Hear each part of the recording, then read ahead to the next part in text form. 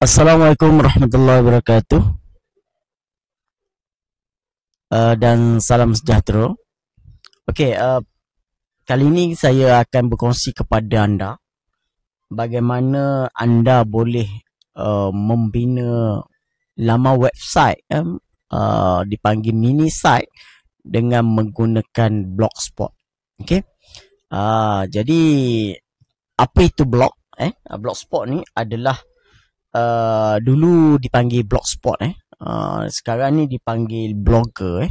Blogger, iaitu adalah satu platform platform yang untuk penerbitan untuk kita buat blog secara percuma, yang dimiliki sepenuhnya oleh Google.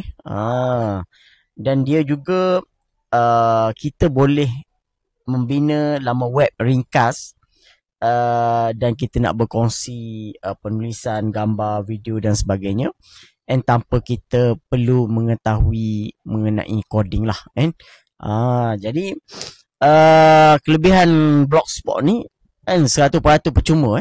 100% percuma, dan tak ada pun bayaran bulanan ataupun untuk kita nak bayar domain, kita nak bayar server. Kita nak guna domain nama Blogspot lah. Okay. Dan Blogspot ni sangat mudah lah, antara muka yang ringkas, dan memang sesuai lah untuk beginner. Dan keselamatan dia tinggi, diselenggara oleh Google. Dan risiko laman web untuk kita untuk dihack ataupun digodam adalah memang sangat rendah lah. Okay. Jadi dalam video tutorial ni, saya akan ajar anda bagaimana kita nak membina mini site menggunakan Blogspot. Di antara bab yang kita akan belajar iaitu bab 1, macam mana kita nak bab 1 pengenalan lah.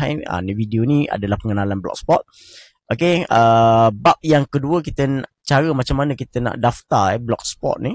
Okey, kemudian bab yang ketiga adalah macam mana kita nak reka mini site menggunakan AI. Okey, kemudian yang keempat, macam mana kita nak publish a web Blogspot kita. Jadi contohnya ni adalah website blog lah yang telah saya buat. Okey, macam mana nak buat website yang jenis macam ni, blog macam ni. Okey, cantik kan? Okey, kita tengok dia punya web dia. Ni STM code blogspot.com. Okey, dan dia free. Okey, free selama-lamanya. Kita kena bayar lah, sebab kita guna Blogspot punya nak.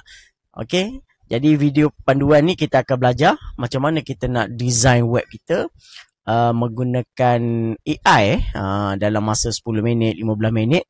Okey, dan kita boleh publish website mini site kita ke dalam Blogspot. Okey, terus pada video yang seterusnya. Terima kasih.